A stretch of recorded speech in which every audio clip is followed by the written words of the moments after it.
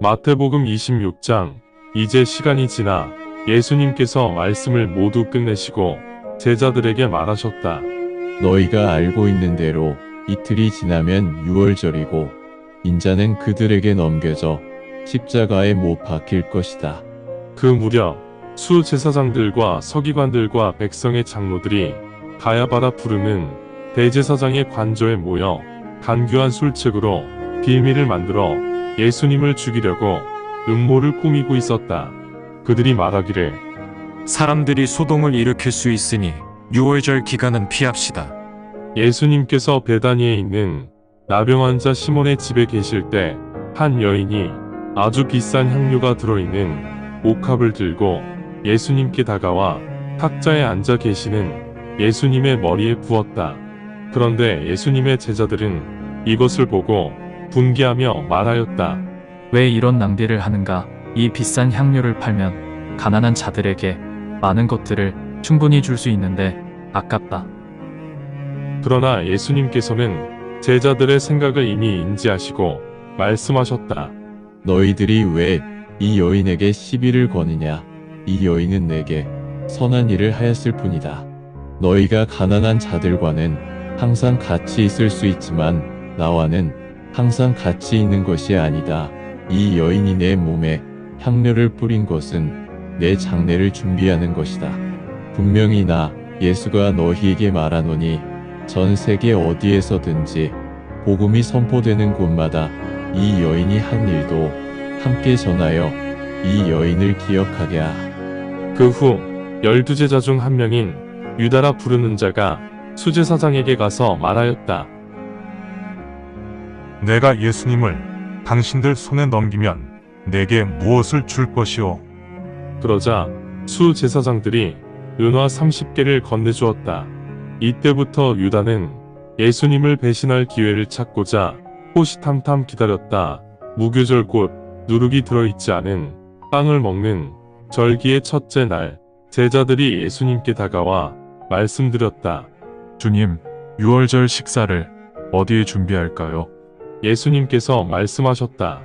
시내에 들어가서 그 사람에게 저희 선생님께서 말씀하시기를 내 때가 곧 시작되니 내가 유월절을 내 집에서 나의 제자들과 함께 지낼 것이다 라고 말씀드리라고 하셨습니다 라고 말하라. 그러자 제자들이 예수님께서 지시하신 대로 하였고 유월절은 그렇게 준비되었다. 이제 저녁이 되어 예수님께서 12제자와 같이 앉으셨다. 제자들이 식사를 시작하자 예수님께서 말씀하셨다. 내가 분명히 너희에게 말하노니 너희들 중 한 명이 나를 배신할 것이다.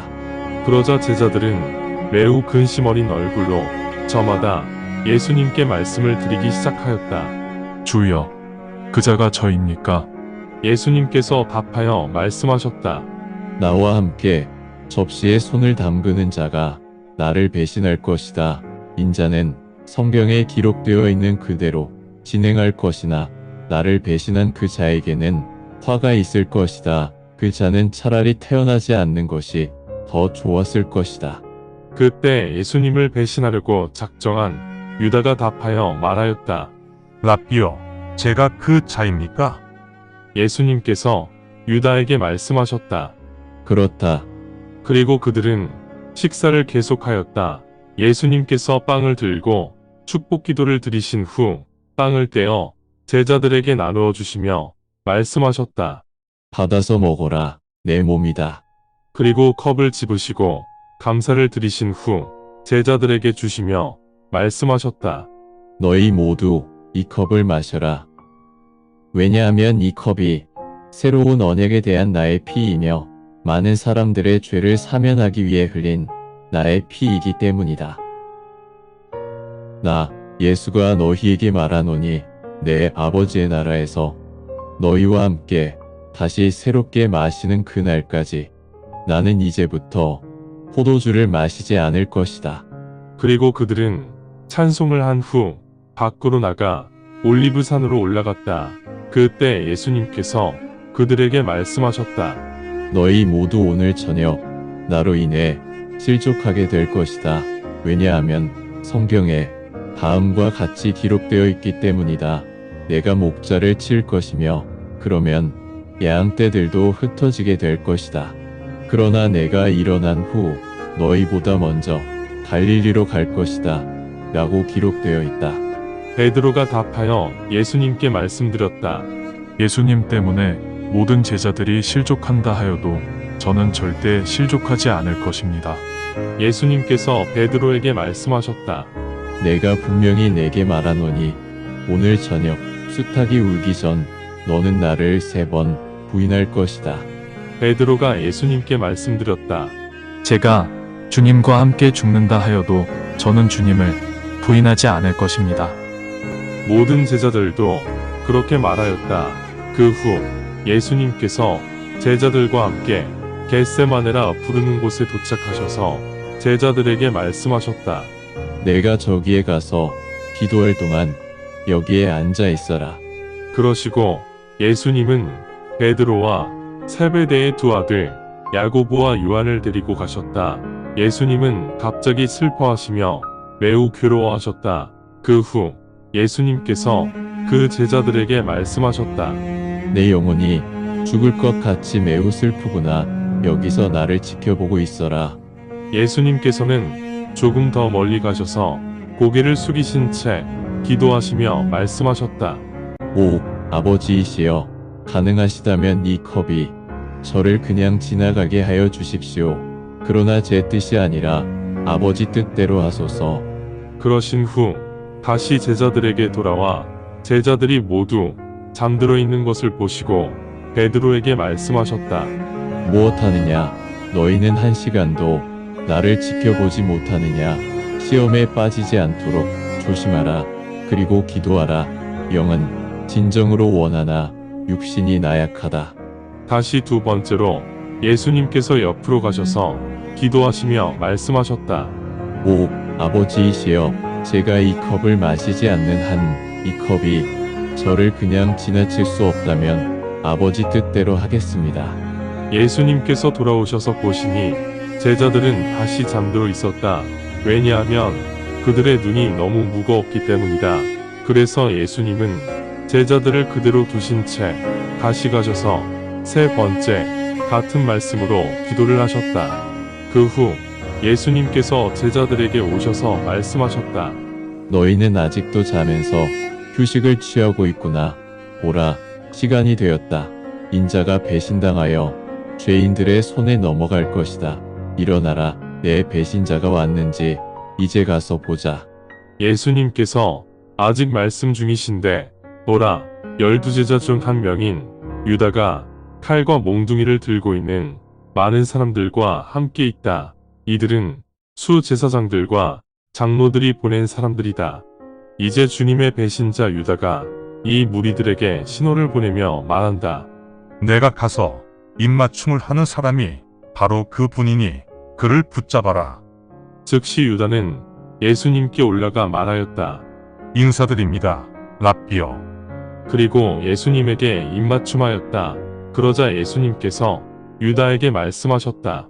친구여, 내가 왜 왔느냐? 그때 그 무리들이 와서 예수님을 붙잡았다. 그 순간 갑자기 예수님과 같이 있던 제자 중 한 명이 손을 뻗어 자신의 칼을 뽑아 수제사장의 하인을 쳐서 그 하인의 귀를 잘랐다. 그러자 예수님께서 그 제자에게 말씀하셨다. 칼을 칼집에 넣어라. 칼을 잡은 자는 모두 칼로 망할 것이다. 아니면 너는 내가 지금 아버지께 12군단이 넘는 천사들을 보내달라고 기도하여도 그 천사들이 오지 않을 것이라 생각하는 것이냐? 내가 그렇게 하면 어떻게 아버지의 말씀이 실현되겠느냐? 아버지 말씀은 필히 실현되어야 한다. 그 순간 예수님께서 그 무리들에게 말씀하셨다. 나를 잡기 위해 강도 잡는 것처럼 칼과 몽둥이로 무장하고 왔느냐? 내가 매일 너희와 성전에 함께 앉아 가르쳤으나 너희는 나를 붙잡지 않았었다. 하지만 이 모든 일들이 실제로 대언자가 전한 성경 기록대로 일어나서 대언자가 전한 성경 기록이 실현되어야 한다. 그때 모든 제자들이 예수님을 버리고 도망갔다. 예수님을 붙잡고 있던 무리들이 예수님을 대제사장 가야바에게로 데리고 갔으며 그곳에는 서기관들과 장로들이 모여 있었다.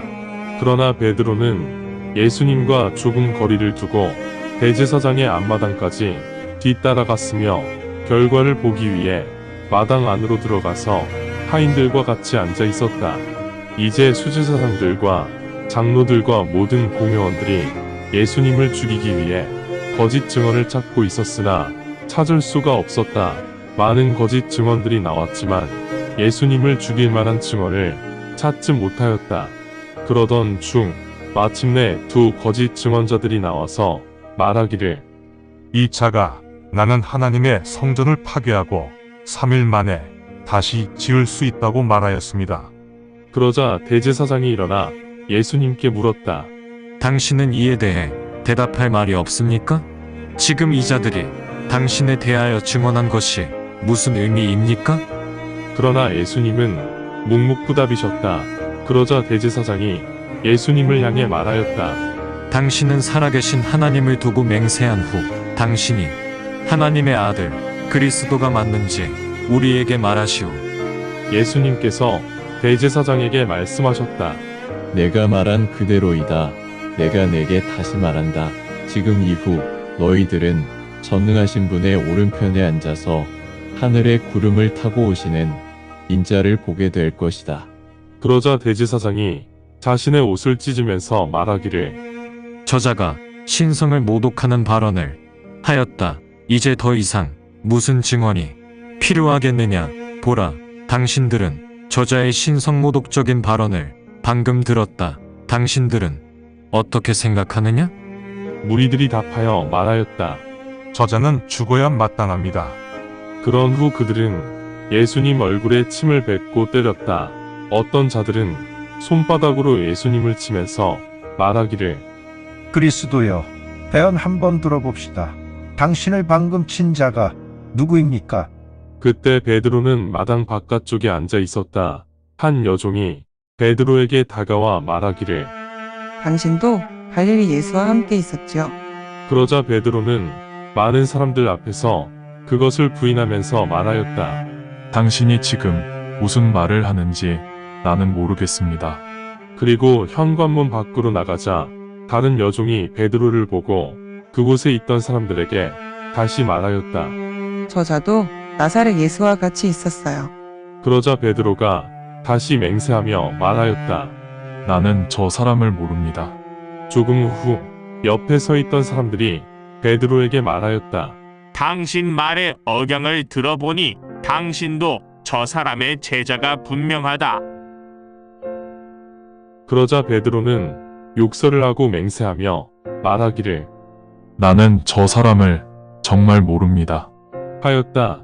그 순간 수탉이 울었고 베드로는 예수님께서 자신에게 하신 수탉이 울기 전 너는 나를 3번 부인할 것이다. 라고 하신 말씀을 기억하게 되었다. 그래서 베드로는 밖으로 나가 비통하게 울었다. 감사합니다. 주님의 말씀입니다. 성경을 처음 접하는 분들에게 기존의 한글 성경은 항상 이해하기 어려운 책입니다. 그래서 영어판 NKJV 성경과 여러 주석과 참조 문헌을 활용하여 내용을 전달하기 위해 쉽게 풀어 표기하였습니다. 성경을 듣고 읽을 때 주님의 영이 임재하기 원합니다.